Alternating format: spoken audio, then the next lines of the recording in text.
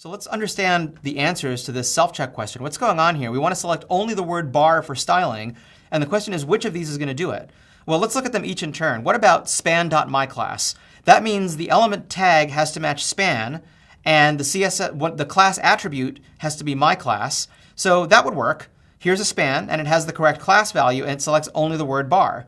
Notice that even though the outer paragraph, the P, also has myClass, it doesn't match because our rule specifically says it has to be a span tag. So this one is OK. What about the second one? This is an example of descendant navigation. We're saying we want to match an element that has the class myClass, but only if that element is nested inside of a P element. So again, here's an element that matches class myClass. It's nested inside of a P element. The fact that the P element also happens to have class myClass is irrelevant in this case. So the second one also works because it does not select the outer element. It selects the innermost one that matches the whole rule.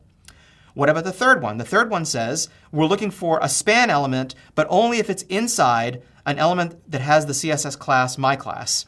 Well, here's a span element, and it is indeed inside of a CSS element that has the class myClass.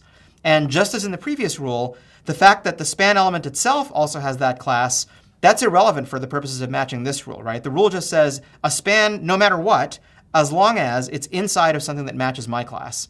So in this case, all three of these are valid ways to select only the word bar for applying visual styles.